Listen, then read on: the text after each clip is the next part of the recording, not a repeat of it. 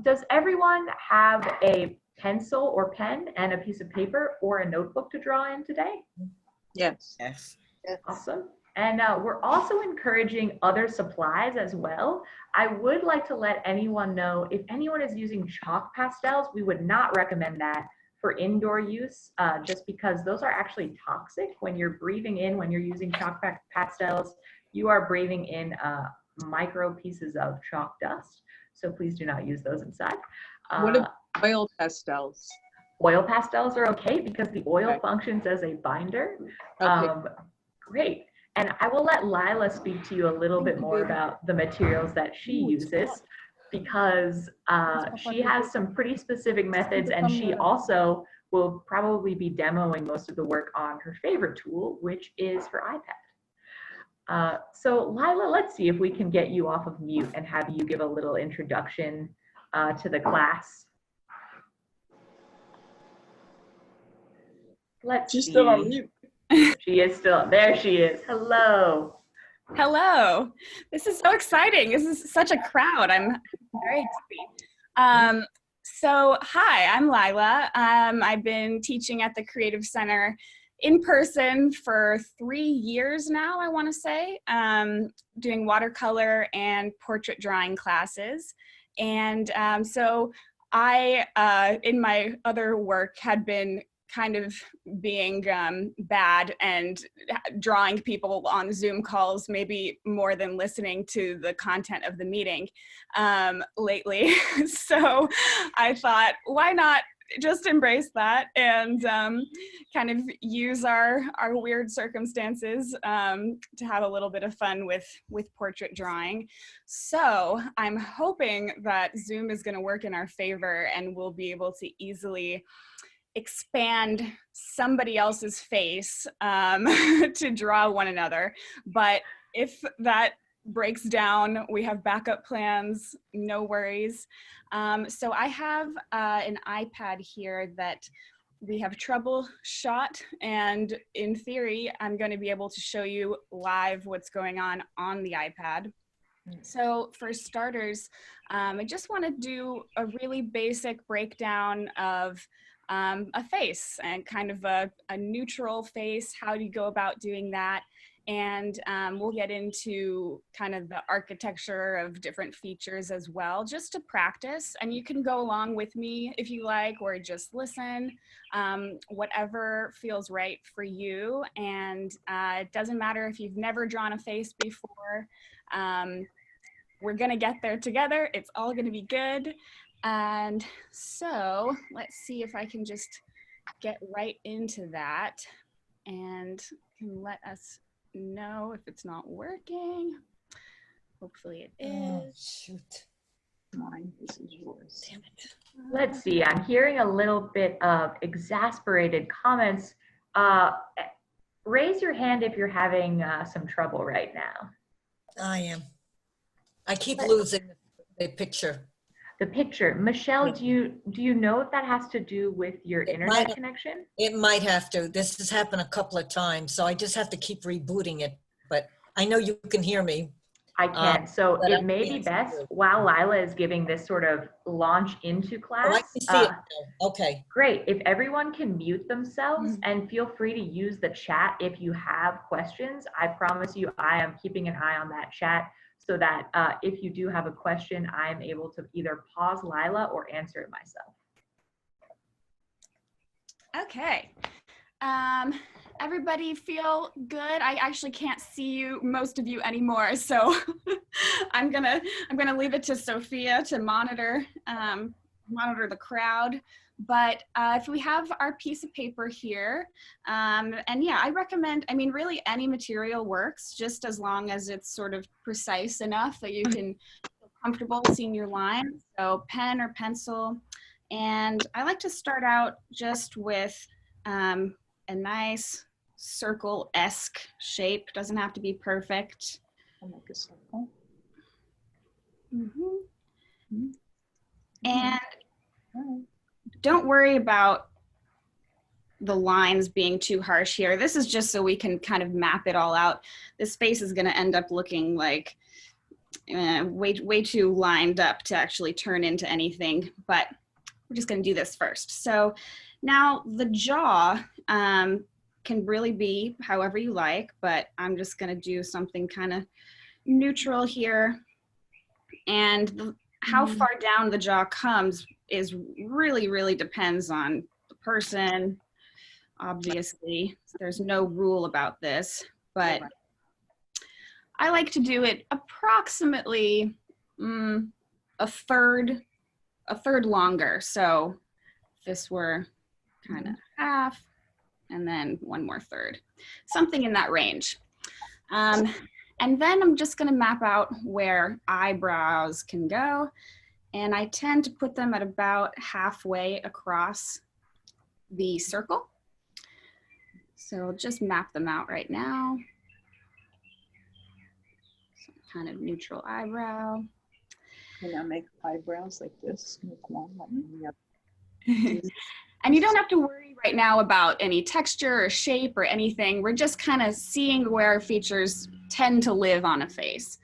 And with the nose, it's handy because the tip oftentimes comes somewhere around the bottom of that circle.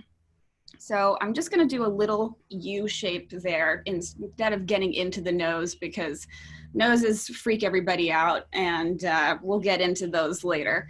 And then the eyes, also, it's not a rule, but I like to put them somewhere in the half of the bottom half of the circle, something around there, maybe a little above.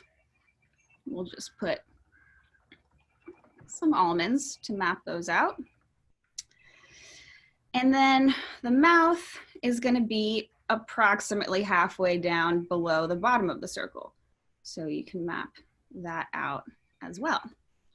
And this would be the center line of the mouth.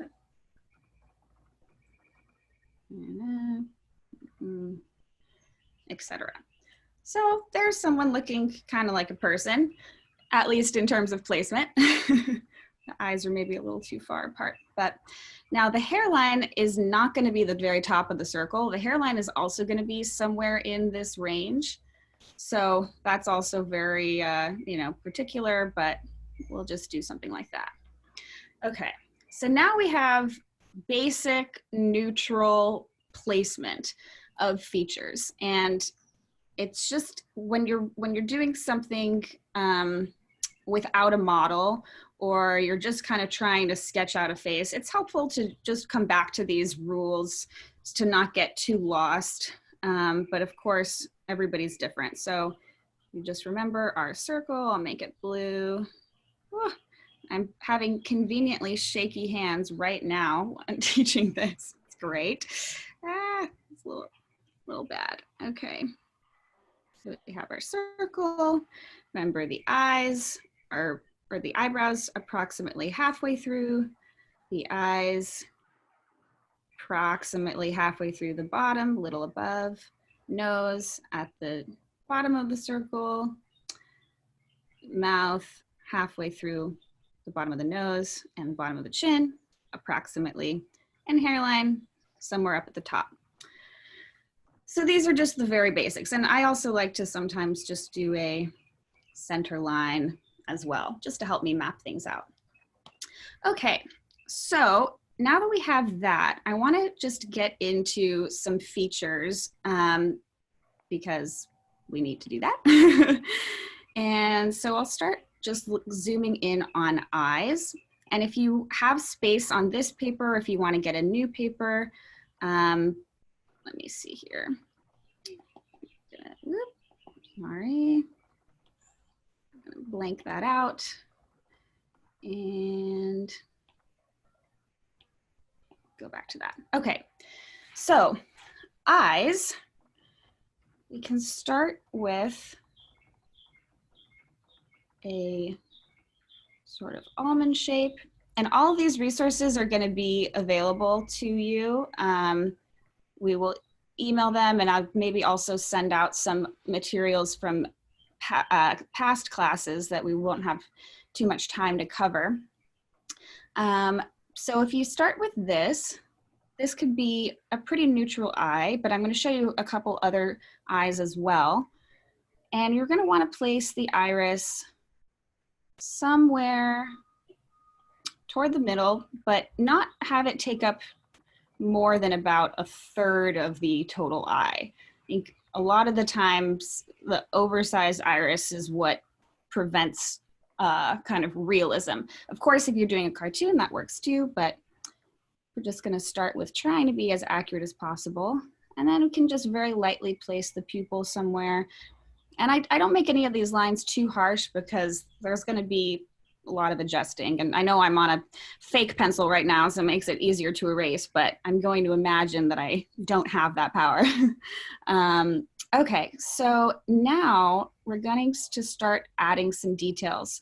So we want to kind of embed the eyeball further back into space. If we're imagining that it is a circle, a sphere, we need to push it into the quote unquote socket.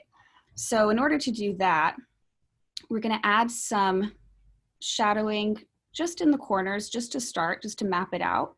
It can be a little bit rough. And then we also want to make sure that we have our waterline underneath. And this is important because right now our person looks very, very alert, like they just saw a ghost.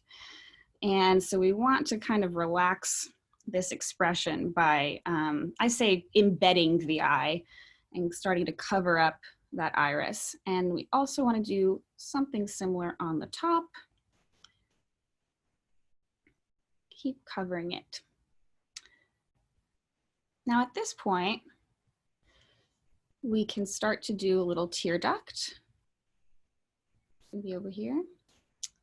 And is this happening clearly enough, or are you guys seeing everything clearly enough? Everyone raise your hand or give me a thumbs up if you feel like you can see very well. Okay, it seems like Good. everyone is doing okay. Okay, super.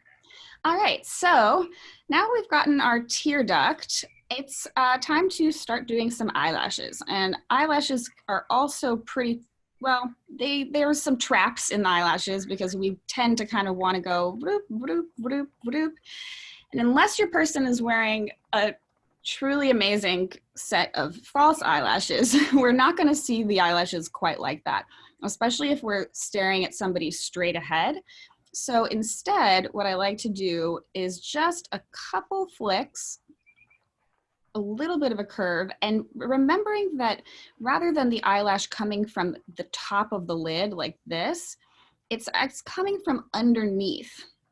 So I'll just erase that. You want to, I really like to kind of follow that path with my pencil when I'm doing it. I find that I have less cleanup work to do later if I'm making sure that it's coming from underneath that top lid. And the other thing to help make them more realistic is they shouldn't really be spaced out evenly. They kind of come in little clusters. If I were to show it on its own, it'd be like kind of little blades of grass. And they don't all have to go the same direction exactly. On the outside, yes, there's more or less this kind of curve, but once you get toward the middle, that curve really becomes actually more vertical and then even goes the other way. So just little bits like that are kind of all you need to give off the look of pretty full eyelashes. And then there's really not going to be much in this sort of area, this area, just little tiny fuzzy bits, more or less. And that's a really big one to help make your eyes look more realistic. Now on the bottom, you're going to want to be even more sparse and occasional. So just little tiny bits here and there. And that's usually going to be enough to get the point across. And now we can start doing even a little bit more shading. So I'm just going to get these things out of the way. I'm leaving the iris alone for now. There's not for any real reason, but I will get back to it. So the eyeball itself, even though it's going to be white, we want to help embed it into the side of the face, or into the socket. So to do that, we're going to make sure we add some shadows on the sides. And this is obviously easier if you have a really soft pencil, but if you are using a hard pencil, just try and do it in small circles like this on the side, rather than any kind of back and forth strokes, because those are going to end up looking harsh. You want to hide your tool basically, and doing really tight circles is a helpful way of doing that if you don't have good blending tools at your disposal or anything like that. This can be done with a number 2 pencil. If I have the choice and people are curious, I like to use something more like a 6B or even an 8B. I really like super soft pencils, but it can be done with others. So it's looking a little dark right now, the shadow, but I'm gonna leave it because we are gonna balance it out with the rest of our shading. And that's also another thing with features, and really with any drawing, but especially with people, it's always kind of a back and forth push and pull between light and dark. So there's a lot, at least for me, I don't get it right the first time most of the time. So there's a lot of adding value and then taking it back and then adding more. And anyway, you get the point. So now I'm going to get back into the iris just so I can kind of see what's going on with my eye. And some people do have this really stark kind of line all the way around the eye, but I find that I want to leave, I guess I'll leave the possibility of that open, but I try to not draw a full circle, because then you're kind of getting into territory that becomes a little bit harder to blend in and make more realistic in the end. So I kind of pick random places to leave space when shading in the iris. And you can pick 1 or 2 places, and that helps kind of create the illusion of, of wetness and light, even if you haven't made a really strong choice about where the light is coming from. Even if it's just kind of soft, direct light, there's going to be kind of scattered moisture. So leave some light for yourself, and that's going to help convey that. And then even with the pupil, it also needs some space, so for the light to hit. So I like to just kind of shade it in and leave a really organic shape. There's no rule to what the shape of the light reflection should be. It should be kind of this weird, mushy area.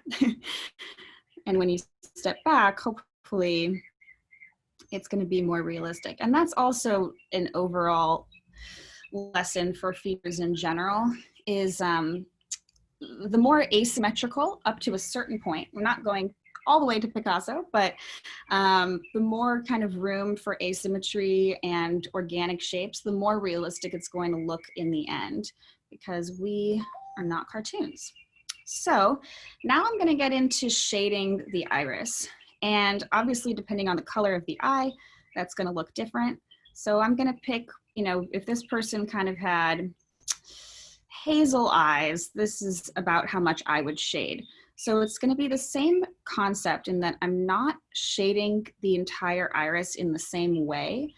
I'm going to pick my points of darkness and light and kind of emphasize those, but I'm never going to do any kind of uniform, quote unquote, coloring in. Again, just because even if I do decide I want something really even in the end, I'm going to have less work to do if I leave room for that, basically. So I'm just picking wherever I like to put some color, leaving a little bit of light. May end up adding more light later. And you can also, I think it looks really realistic and good if some of the color actually comes from the iris. I mean, sorry, from the pupil coming out, not just going in from the outside. And when you have some kind of value in the iris, you can also add a little bit of texture. Some people have, you know, some lines, what kind of spiral, sundial look, whatever you like. The water's boiled. It's really up to you. And again, not making that uniform. So no, this is your pupil, no kind of this action for the iris. At least it helps it make it look more real. Okay, so it's kind of coming together. We need a little bit more love on the bottom.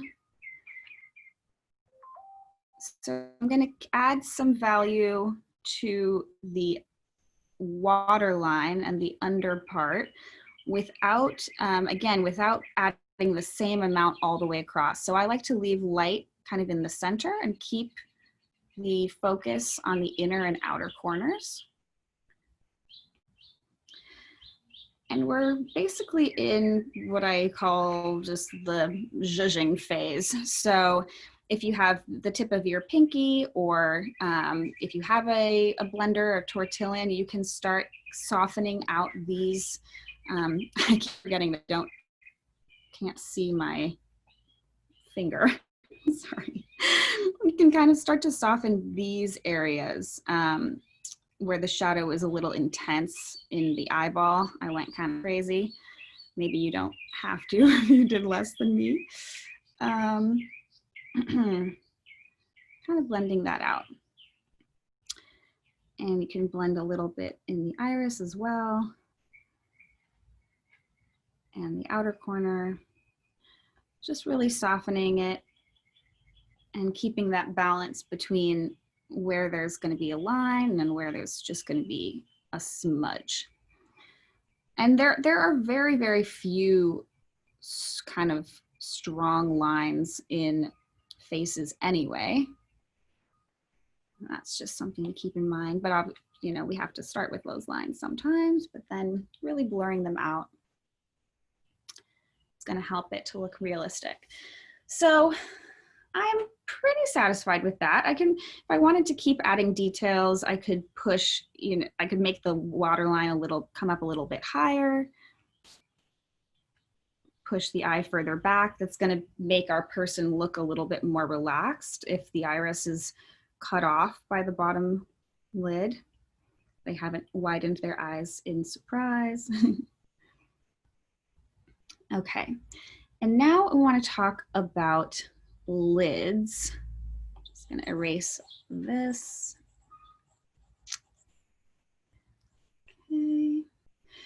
Okay, so how to do that, because this is really half the job of getting the eyes accurate. I'm going to show just in lines what we're going to do, but we're going to end up blending this out. So don't copy me yet, but we're going to want to keep showing the sphere of the eye with shadow. And so bearing that in mind, it's going to mimic the actual eyeball.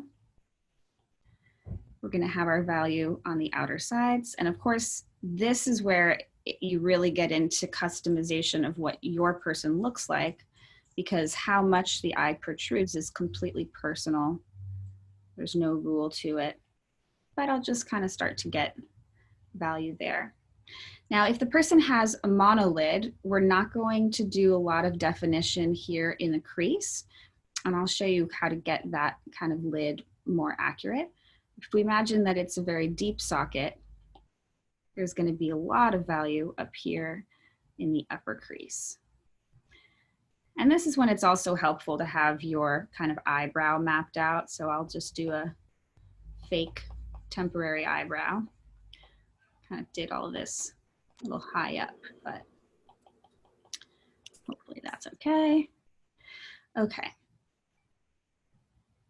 So I'm just adding a little bit too much right now, and then we'll soften it as we go. The inner corner as well, etc. Can't see what you're doing. Lower the paper. Oh, is this better? Yep, thank you. Okay, perfect. And all right, so we're gonna get our, I have a smudger, but this is your finger or your tortillon, and start to just blur those things out. And again, it doesn't have to be perfect. Doesn't have to be, where I placed my shadow doesn't have to be exactly where you place yours, just bearing in mind that you're keeping this image of the eyeball underneath it being a sphere. So the value is going to be on either side. Okay. Does anyone have any questions before we continue? Oh, yeah. I think everyone's been doing a really great job of not kind of disrupting the flow, but I do want to just give a really brief pause. Yes, please ask questions. It seems like everyone is very satisfied with this incredibly competent instruction. So we will keep going, and please everyone check your chat or send me a message if you have a question. So I'm going to mute myself again and back to Lila. And what's fun about this program I'm using actually is that it films what you're doing. So I'll be able to basically make this a video, and you can see it happen in slow-mo if you want those kind of step-by-step things again for future practice. And I do recommend practicing as much as you're interested in, because it just, nothing can replace that. So I'm still just blurring out, smudging my shading. And now I feel like I've kind of mapped out where this eye lives.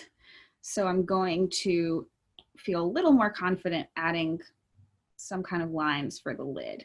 And again, this isn't a rule, this is an imaginary person I'm making, so the shape of everyone's lid is very different. But if I'm imagining it's like this, I can kind of map that out, and then I'm gonna keep blurring it and etc. And adding some lines because our person has lived. They're not a doll. Okay. It can be kind of scritchy, scratchy.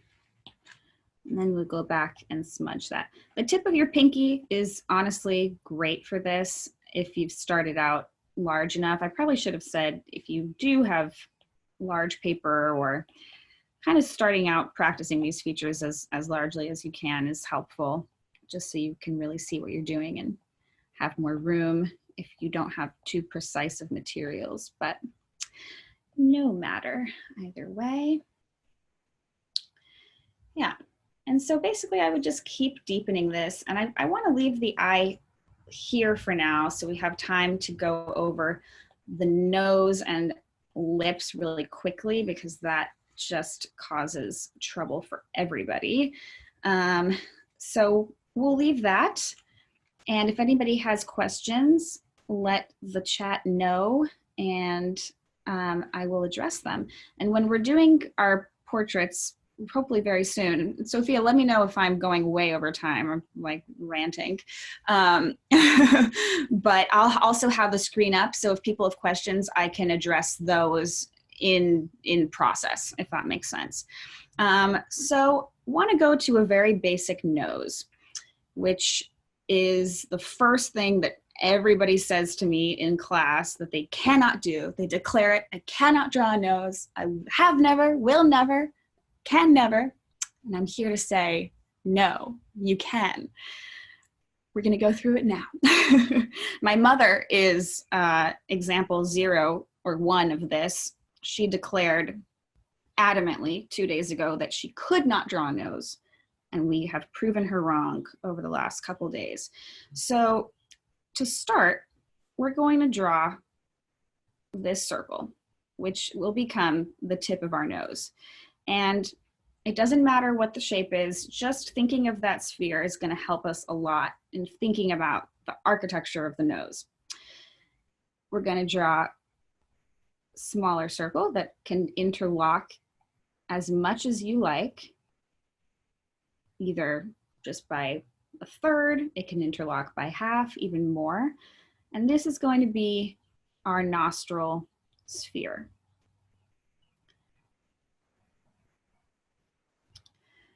So we have basically these off-size, half-empty Olympic rings.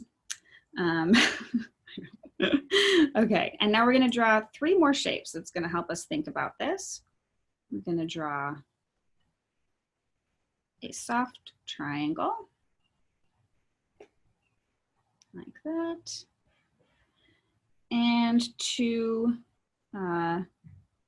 isosceles triangles, I think. I was not very good at geometry on the sides. Okay. And this looks odd, but it's going to help us a lot any minute now. So I'm going to go to a new layer and start to show what we're going to do with this. I'm just, oh, nope, never mind. Okay, we're good. So this is going to be the tip of our nose. And this is, again, where you get to customize. But I'm just going to draw something kind of neutral, upside down U shape. I'm also going to very lightly put in the bottom of our nostril.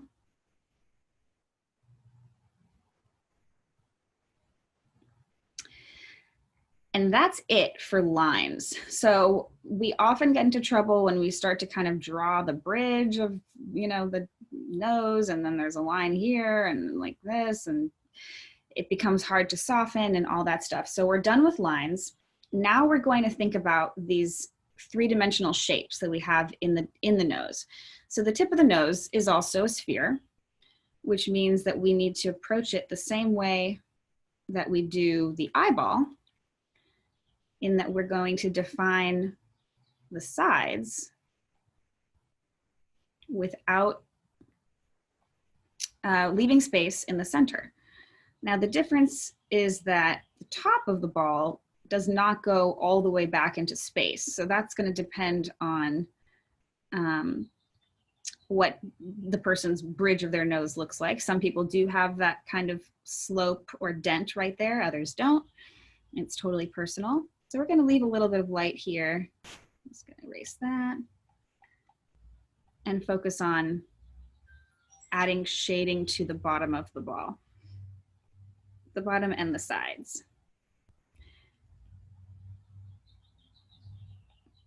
And again, this is just for sort of neutral light coming right out of face. Okay. Now the same exact thing is going on with the quote unquote spheres of the nostril. But since that interlocking part is going to be underneath the tip of the nose, we're not going to see it anymore. So we're going to just add value to the other side of the nostril. And it can be a little bit too much right now. Also the top being a little bit softer.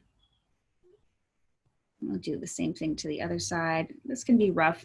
The nose is really, really, really good about blending more than anything else. No harsh lines. I have to cover up all my green. Made a mistake, but anyway, it's all gonna be okay. So now we're going to look at these triangles. So these darker triangles are going to be the map of where our shadow is going to be, but obviously not quite that strong. But I just like to map it out so we know what we're looking at. And this also, again, totally personal, what the shape of the bridge of the nose is. And I can show you how to do different shapes as well. We're just gonna map that. Bum, bum, bum, bum. Okay.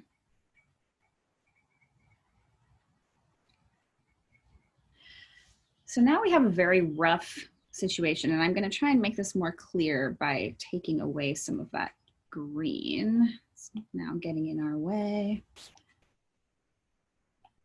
Let's see here. So we should be left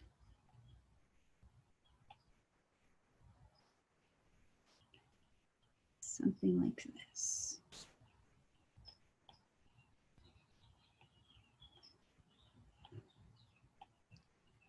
So we're going to be a little bit green.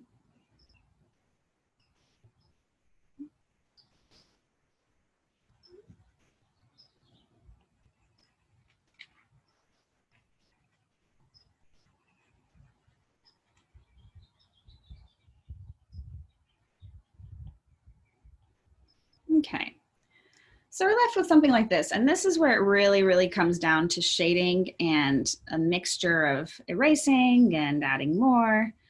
We're going to want to blur out all of these harsh shapes.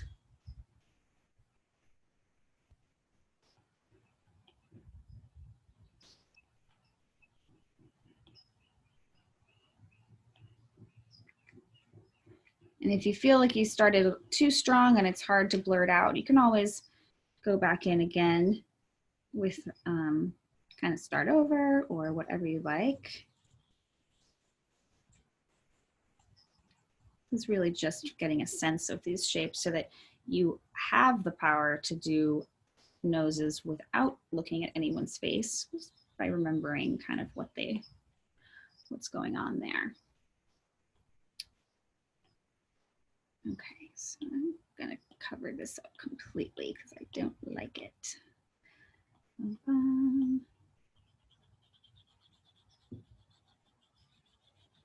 right, just to see clearly what we're left with. So, okay, kind of believable, but these lines are still way too harsh. So we're gonna keep blurring them out. In the end, we're not going to see any lines. And so the bridge of the nose is also its own, not sphere, oblong, three-dimensional shape. So we want to keep that in mind as well. Leaving the light in the center where the sun is hitting us, and keeping the shadows on the side.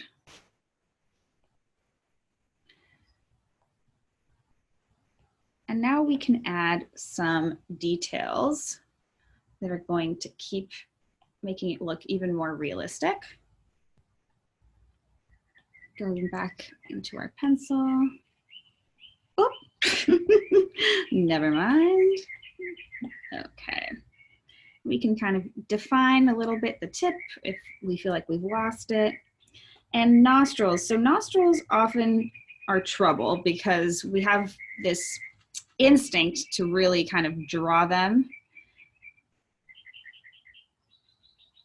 you know, up here. And we're not imagining, if we're looking straight on, that they're living a little bit lower and therefore more narrow horizontally.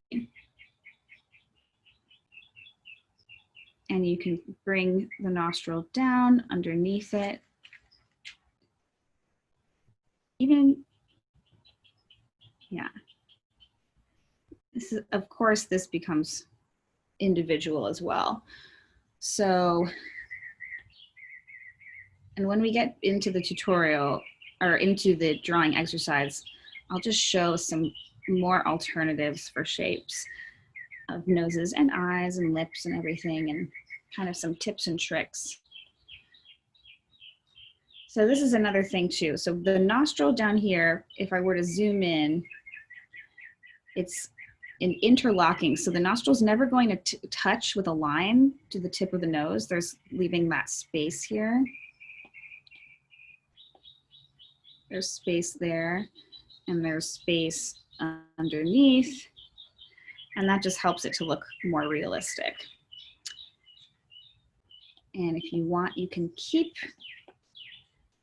adding to the realism by doing some shadows underneath where the nose has cast its shadow on the upper lip.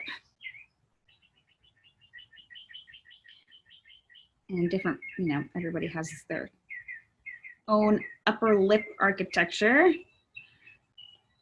but I'll just do something like that. And now the nose is living on the face, more or less.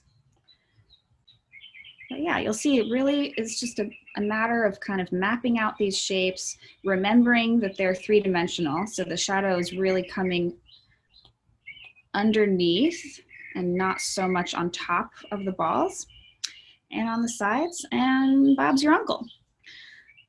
Okay, so now I want to get into mouths really quickly, and luckily I personally think they're the easiest, or they can be. So this should be more of a snap. Again, we're gonna start with a really, really basic almond type shape. It's gonna give us a range of things we can do and some kind of middle line. And the thing about mouths that's hard is that, I mean, like any other feature, everybody's looks totally different. So there's so many choices now that we have with lip line and, you know, with level of volume and length, and everything is basically a choice. So, you know, I'm just gonna pick something and hope that it is helpful. So you can pick the shape of your upper lip. Some people have Cupid's bows, some don't. I'm gonna do kind of a soft one. And just map something out. Doesn't have to be very strong. And I'm gonna also do a light mapping of the center line. The center line is oftentimes not very straight. There's a subtle, I call that seagull in the distance curve. Very soft one, or more pronounced, again, depending on the person. And something that mirrors it on the bottom.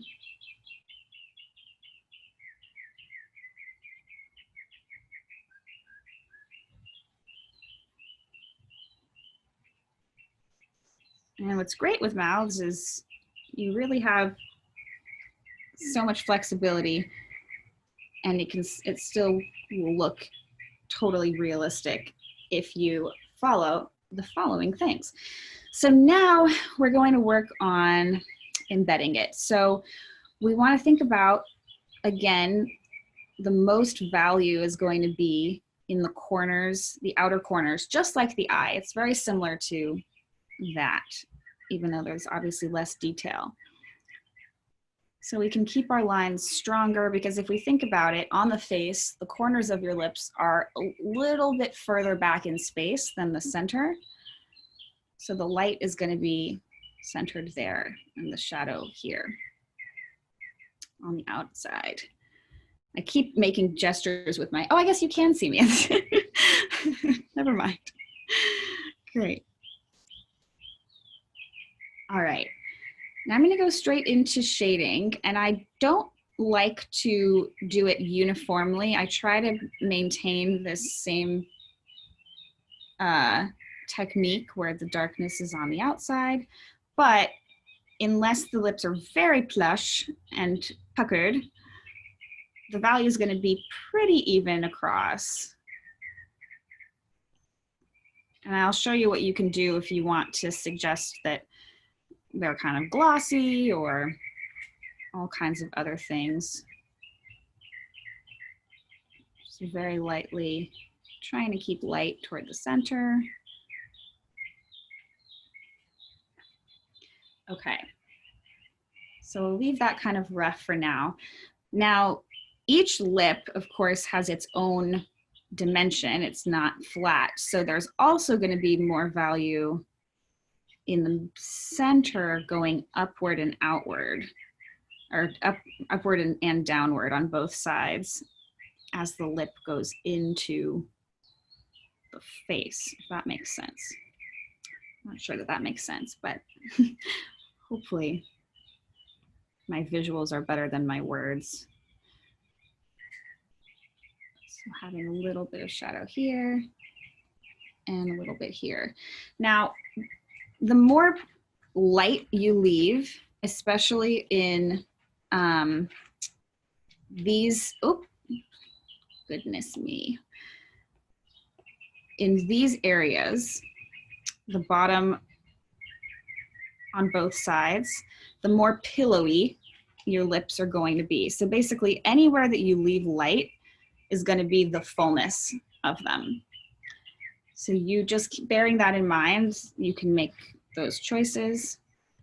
I'm gonna soften that a little bit. It went too far.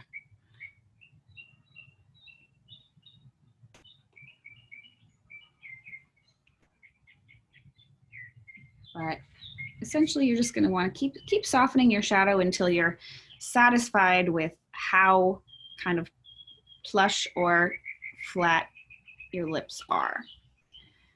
And choosing where you want your light.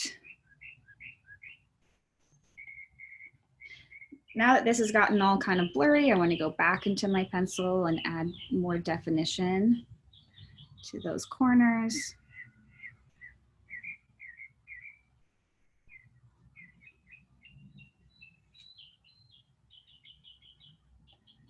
And it's really, again, like everything, kind of a push and pull game. The other thing too that's important, unless you're really trying to make it look like the person's wearing really precise lipstick, you'll notice, you know, this half and this half, they're not perfectly symmetrical. And that's a good thing when trying to convince us that this is a real person. Don't be afraid of things being a little bit imperfect. Just making something a little off or a little asymmetrical is honestly the best trick I can offer for making things seem real. And it's not to say there's not balance, but you don't want features to look like carbon copy of one another. Okay, so now we have our basic dimension and shape. Now we've got to do something about this lip line, again, with the goal of it not looking like they're wearing makeup. It's fine if they wear makeup too, but just want to give you all your options. So we're going to want to blur that lip line out quite a lot. And this could probably be a mixture of erasing and smudging. We'll keep it really where it's just the suggestion of it, because once it's on the face, we're gonna get the point that this is the mouth. We don't need it to be mapped out for us quite so intensely the way we did, just to make sense of it while we're drawing it. Just blurring that out, and then you can clean up if you feel like you overdid it, which I'm about to feel that way. And maybe my center is a little harsh. So just zhuzhing that out until you're satisfied. And I'm gonna clean that up a little bit. All right, so now we want to add a bit of texture to also help embed that lip and make it more realistic. So we're going to do very, very soft lines. It's not too different from the eyelashes. And if I just want to show it isolated over here, it's like little flicks, little eyelashes, but they're lip lines. And they're going to go in opposite directions. So arrows going this way, more or less, arrows going that way on the bottom. And again, it's no rule. It's just as many as you think you need until you can stand back from it and go, yeah, those are lips. it's all a trick of perception. I mean, this is advice for when you're not, you're not staring at somebody in front of you. You're just trying to make a face from your imagination or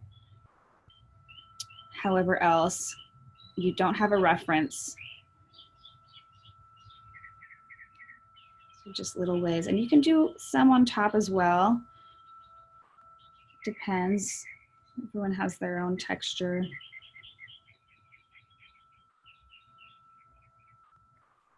I think we're getting a little bit of, can everyone give me a thumbs up if everyone can hear okay? Is there a hum? A little bit of a humming, yeah. I know, I'm hearing that too. It's a fear. What is it? It's something somewhere nearby. Oh dear. Okay. Live from Oakland, California. Ah. Open. Let me see if I can relocate. There's something in the environment. Ooh, traveling now. House tour. Everyone, just take a moment. Keep blending those lip lines. Yes, blend those lip lines. Okay. We'll give Lila a moment to resettle. She looks like she's back, ready to draw. Okay, I'm We gonna are mute myself again. So yeah, looking at this screen the way you're seeing it, I feel like I can afford a little more texture. And this is also where you place those lines will help to define the shape of the lips. So I'm now with this area being, whatever. This area here being so, okay, it got delayed. So empty, that is suggesting that there's a lot of fullness right there. Wherever it's gonna be blankest is the fullest part. If I were to then, I'll show you how to do like a split, kind of a split lip on the bottom. It's not rocket science, but just be adding some shadow there.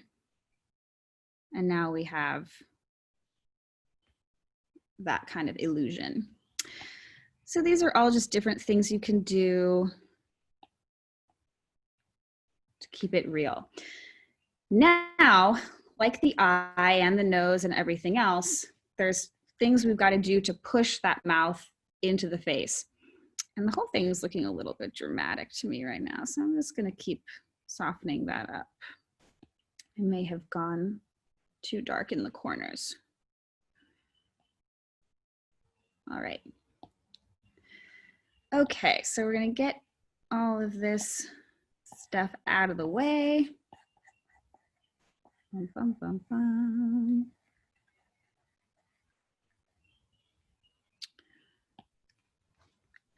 Now we get to think about all the fun things like dimples or just basic,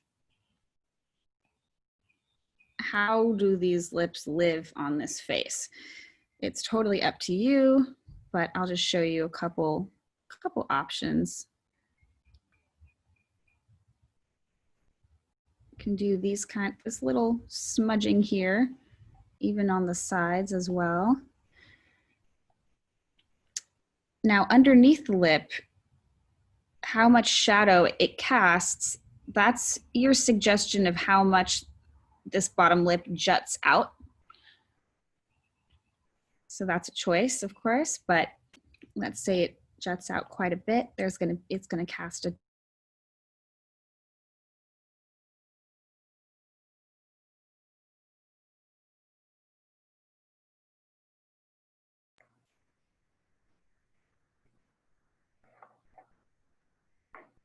Let's see, can anyone hear Lila? I'm having some trouble hearing her right at this moment.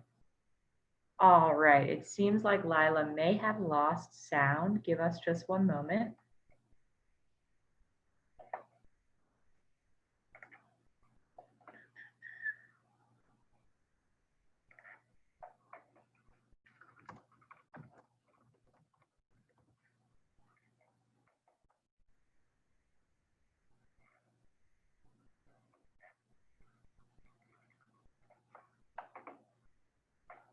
Hello.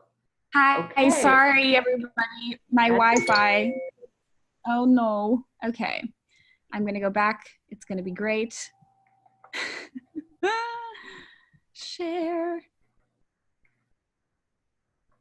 Awesome.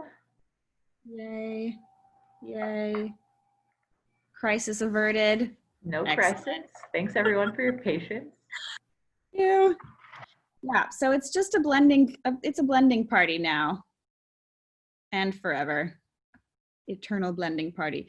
I think, I don't know where I was when I said this, but I probably spend 90% of my time blending out the spaces between the features, which I hope I can just hit on quickly-ish.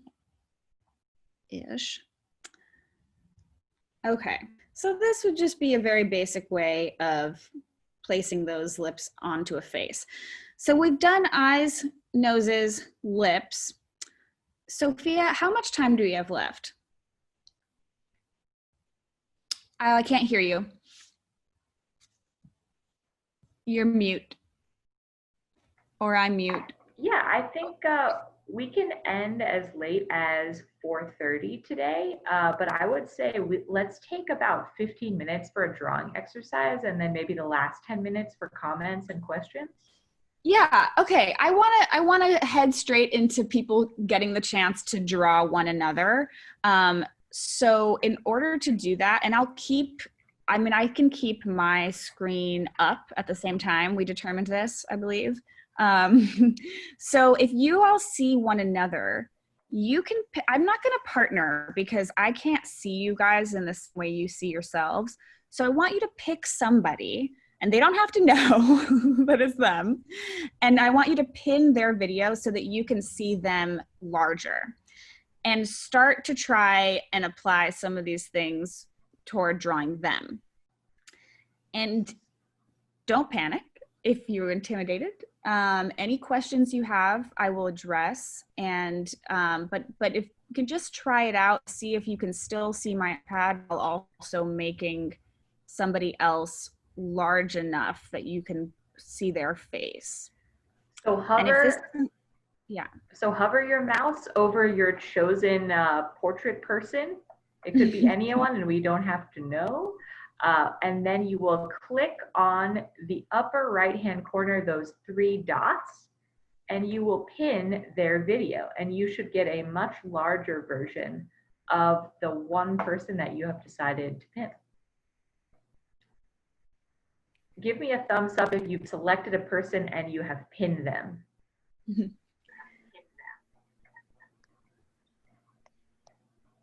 Awesome. I'm seeing folks are doing it successfully. Maxine needs some help. Maxine, I'm going to unmute you. Okay, I can't get out of Lila's drawing. I have a couple thumbnails on the side, but I'm seeing the lips. So everyone navigate up to the top and make sure you're in gallery view and not speaker view. So at the top of your whole Zoom screen,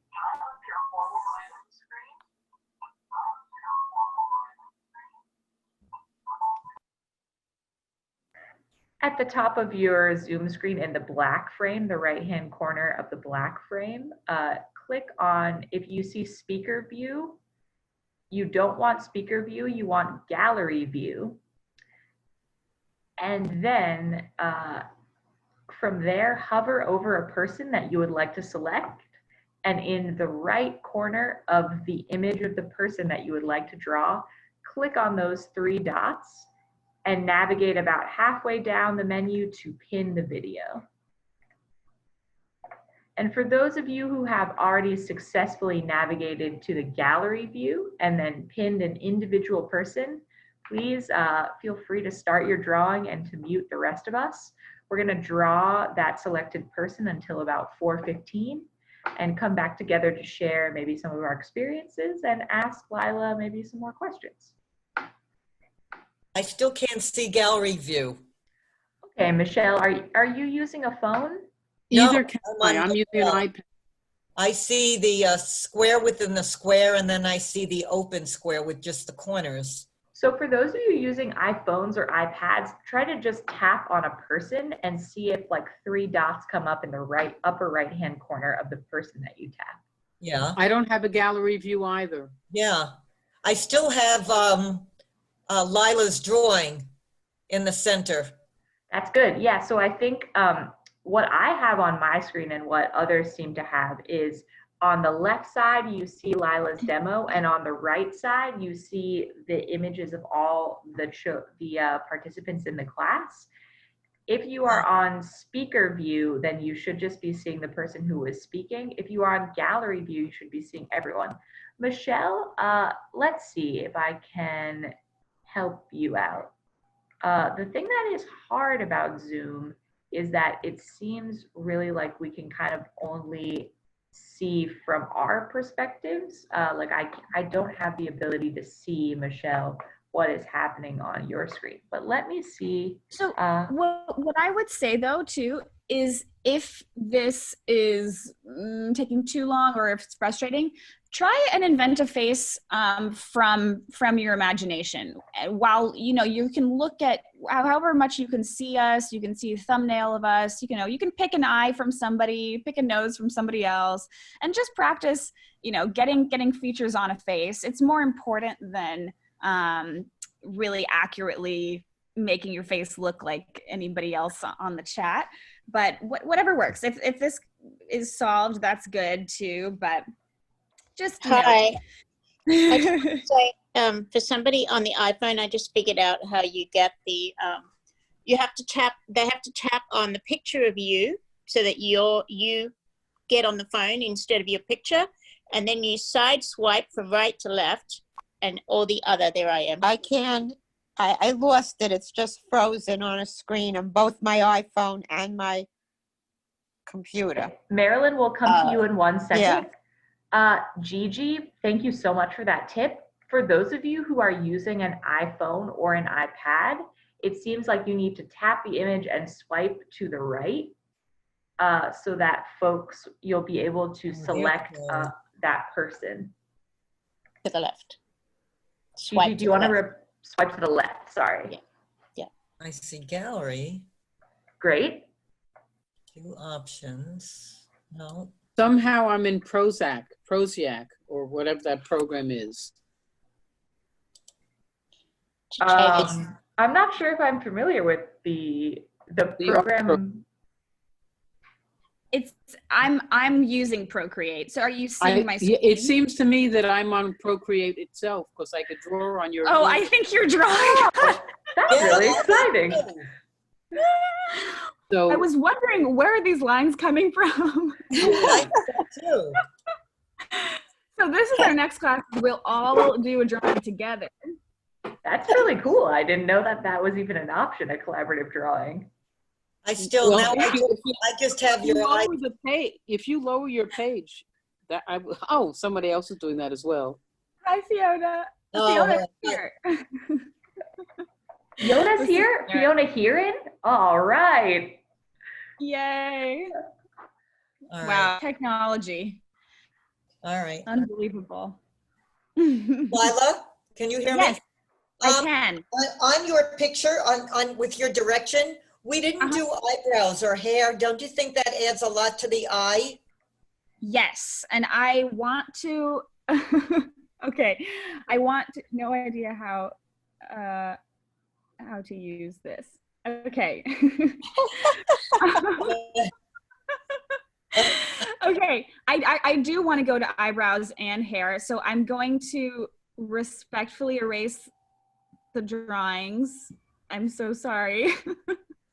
And as people are starting to draw their people, I'm gonna keep giving more tutorials, and I think eyebrows and hair are the one to go. So you can tune me in, tune me out at your leisure, and let's go into that. Oh no, okay, I'm getting confused. It's all good. Okay. All right. Sorry about that, everybody. Okay, so we have our lips. We're gonna get them Hello? away. I got closed out of what the instructions were. I had to go off on both devices. It's okay, Marilyn. We actually were not, we were not really sharing anything dire. No, I Very don't know what important. was supposed to be drawing because I lost it for about the last 7-8 minutes. Some of you have experienced the fact that the gallery view portraits are very small and the lips are very big. If you hover your cursor in between the space of the demonstration that Lila is doing and the gallery view, you'll see that there's a little bar between the gallery view side and the demo side. You can right click or you can left click on that bar and drag it one way or the other. So it makes the images bigger or smaller on either side. I don't know what we're supposed to be Oh, doing. I see. Gotcha. I got that now. Awesome. Let's see, Lila, if you want to reiterate, I think what Lila's plan is folks have selected a person to draw, or they're continuing to listen to Lila give further instruction on how to draw eyebrows and hair. Yeah, I want to give you the chance to, don't feel like you're locked into my continuous demo. I want you to try and practice doing some of these things and practice placing them on faces.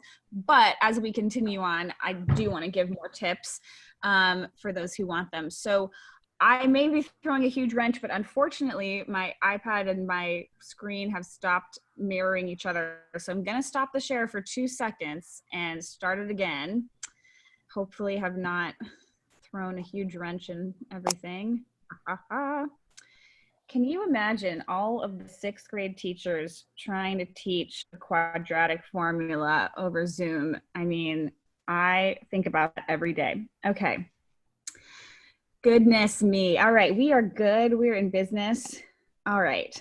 So let's talk about eyebrows. And in order to do that, I'm going to do a really, really, really quick face. Just to, okay. Let's see here. So I have Procreate on my screen again. Are you seeing my Procreate or your Procreate? I'm seeing perhaps yours, but it seems that You can participate? I can participate. So there is a zoom function where you can draw on what I'm doing. So I think that you are actually drawing on top of my screen, not from within Procreate, but just on top. Actually, everybody can if they want to add doodles, but it might not be too useful. But yeah, it's an annotation. There's an annotation option. So, okay, so I just went into the eyebrow. Sorry about that without even talking about it. Okay, so we have this very basic face that we'll make big now. And our eyebrows, we did our imaginary, let's see, where did we put that? Oh, we're not gonna be able to see it anymore. Okay, our circle landed about here. And we're gonna go through about half the circle. So our eyebrows are gonna live somewhere around here. And a big thing I see a lot is people tend to take their eyebrow all the way to the edge of the face. And that kind of flattens the skull when you do that and doesn't really help with the realism thing. So if you're looking at, for example, my face, there's a little gap here of skin with the edge. They don't hit, and that's helping to keep the suggestion or the fact that my skull is somewhat round.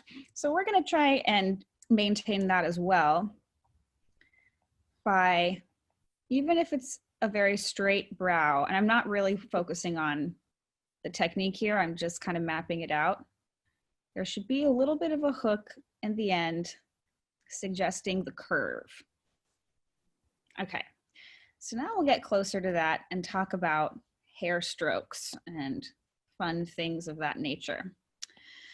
I never just do a straight line. I try to draw the eyebrow hairs as individually as I can, and there's a bit of a pattern that many people's eyebrows follow, but not everybody's. that can be helpful is tends to be a little bit of verticality toward the beginning, and then you get into this kind of side angle. And then oftentimes here, there's some downward stroking hairs before you get into maybe some more horizontal ones. And really the lesson here is not so much, okay, which way did it go where, but just the fact that there's a lot of directions for hair in eyebrows. It's very rare that it's going to be, you know, like this all the way through without some cosmetic support or changes. So I like to just build them in really small strokes, a couple longer strokes. And it's kind of like anything else. You're not going to draw every blade of grass. It's just a suggestion.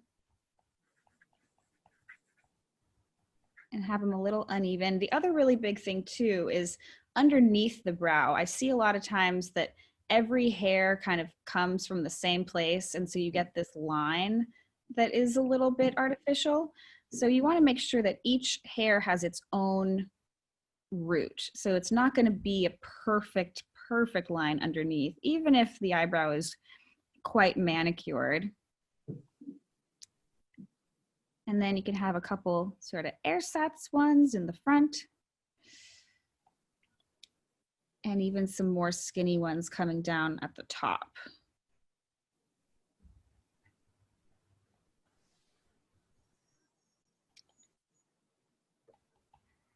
Now, I like to sort of decide, let me get rid of these, where I'm gonna have some sparseness and where I wanna have some more fullness. So people's eyebrows oftentimes tend to be strongest toward the middle and peter out a little bit in the center and on the outside. So you can kind of mimic that if you want. And now that I have this kind of density, I want to go back and take some of it away. And do the same tool. Oh.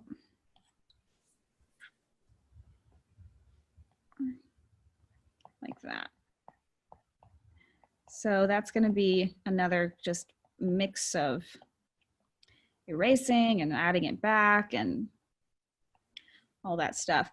For the eyebrows, if you getting the skinniest pencil you can find is a good idea, to have a couple of these really precise ones coming out. And you don't even have to do the whole brow with a pencil like that, but just adding little details of really, really skinny bits helps the overall look.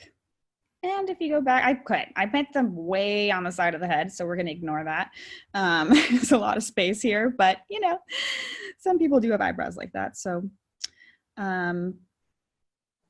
yeah, that's kind of the basic technique. So you can map out, I mean, if it helps you to kind of go, okay, this is the shape I'm going for, that's fine. We can just fill it in by being a little bit more individual. And then how smooth and trimmed it is totally up to you. So that's the basic brow suggestion that I have. Whoop, erase, erase, erase. And now hair. So hair is another thing that causes trouble. Some nice, fun trouble. But we won't be intimidated. Start again with a basic face. Try and be a little bit lighter about it this time. And I'm going to show you how you do different textures of hair. So the biggest thing is a hairline, the term itself should be erased. There is no line.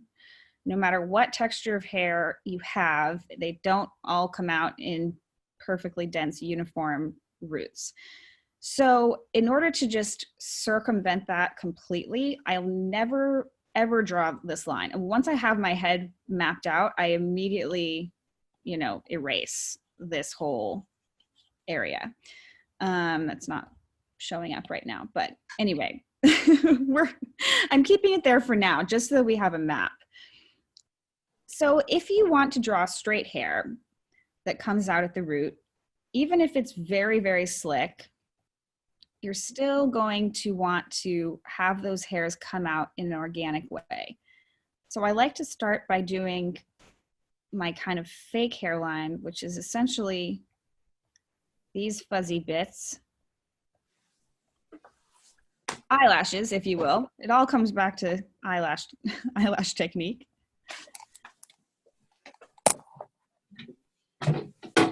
Picking where my part is going to be. I guess I just picked that's the moment, and that's where the hair direction is going to turn. And leaving perhaps more space than I will ultimately have, just because it's easier to add than to subtract. Now, let's say this person has kind of medium hair. We'll just put it like that. So this is going to be for either pin straight or very close to that hair. This would be the technique. And really all it comes down to is light and dark. So how the light is diffused. In straight hair, the light is not very diffused. It's pretty solid. So we're just going to do a very light suggestion of the rest of the hair. And this, you know, how far the hair goes off from the head is, again, totally personal, but I just kind of, instinct. Honestly, this is one of the things that's very hard for me to get right on the first go, is how far the hair should come off from the head. I already know, seeing this, that I'm probably going to change everything later, but so be it. Yeah, so that's just to map it out. So now we have to pick where the light is hitting us. And I want it to be that this light is not very dramatic, so I'm just going to pick these 2 points, these 2 areas rather, and then there's a very soft curve. So I'm just keeping those things in mind, not this weird stuff. Now, this is the other thing, like the blades of grass. You do not want to have to draw every single hair. So it's going to be a matter of suggestion. Before I even, well, actually going to draw a couple more hairs. So when we think about the part. So we've picked our part, and we're going to make a suggestion of our part here with our little eyelashes, eyelash flicks. Da, da, da. Great. We know where they are. That's all we need for now. We're abandoning hair strokes. We're going to go into shading only. And of course, the color of the hair, and we're in black and white, but that's going to determine how deep we want to go. And we're keeping the darkness here that outside of these highlight points that we've thought to ourselves. So even if you're with a harsh pencil, you're just going to want to turn your tool as horizontal, keep it as flush to the paper as possible. So we're not seeing any pencil lines, and I'm going to just very softly map out this value, leaving our light spots.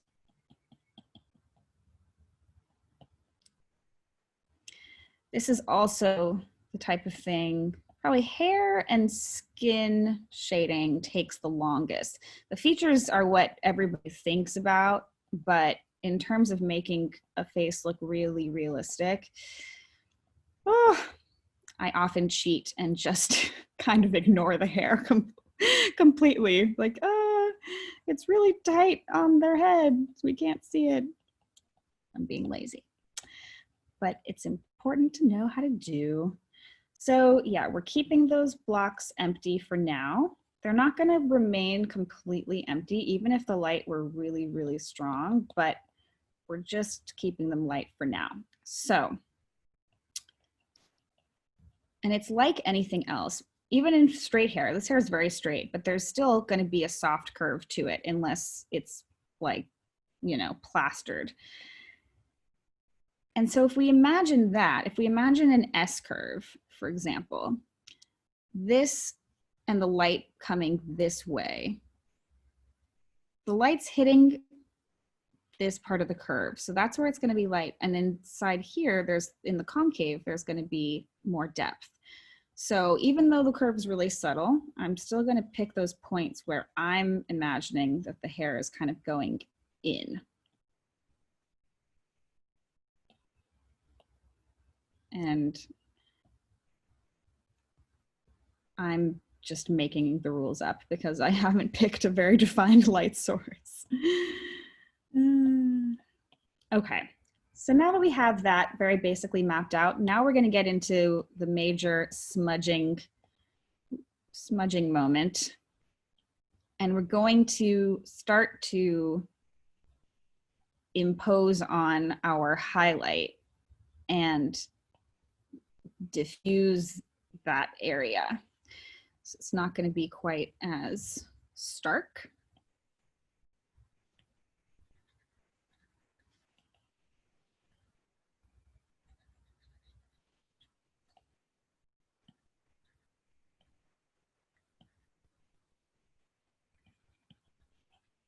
Okay. I hate to be the bearer of Yep. bad news, but we Uh-oh. are at 4:25. So Oh, let's sort of round out what we're doing. No hard stop, but Yes. Yes. Okay. I will do very, very, very fast. So how I would just keep deepening this would be back and forth between shadow and light, and then a couple suggestive strokes. So, you know, a hair here and there, but not doing too much of this. So, you know, oh, there we go. Not too much of that, because then you're kind of in trouble with embedding it. I keep the strands in the darker parts, and then just have a couple coming into the light. But I do want to show very quickly what to do with very, very curly hair, because I got a lot of questions about that. It's the same philosophy. You're just imagining that if every hair has its own micro curl, the light is going to be diffused with every single hair. So you can't pick one big place of light, because that's not how it's going to work. So just super, super quick, I want to show what would happen here. We'll do one section of it.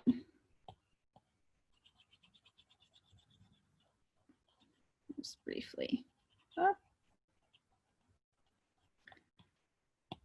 Imagining that, I don't know where this line came from, but we're going to ignore it. We're still going to add value first, just to get some of that on the page. And then I like to actually move my pencil the same way that the hair is moving. So I'm going to do kind of tight curls with my pencil that are going to look pretty unrealistic for now, but they're going to add this volume, this overall volume, to help build up this illusion. And there's no way to do it very nicely as quickly as I'm trying to do it, but I just want to get it started for people. Obviously, you can pick the tightness of the curl. Now, we have some illusion of volume from the light and the darkness, but it's still looking pretty cartoonish because there's not enough. So this is where you would go back in with your eraser as precisely as possible, or a white pencil if you have a white pencil. Should be ideal. And you're going to add little moments of diffusion. Very, very organically, very randomly. Some parts more concentrated. And if you just keep building up between darkness and light here, you're going to eventually get texture we can believe in. Texture we can believe in. Sounds like a slogan. And yeah, just keep working at that. It takes a long time to get it really accurate, but that's pretty much true of anything going on here. Just takes a while, little strokes. And that's my very, very quick, rough explanation for hair. I wish we could get to a point where you're like, oh yeah, great, this is believable. This is why the classes take 4 weeks normally. Try to rush it all in. Well, and I get the feeling that we could draw all day with you, but unfortunately we will have to end here.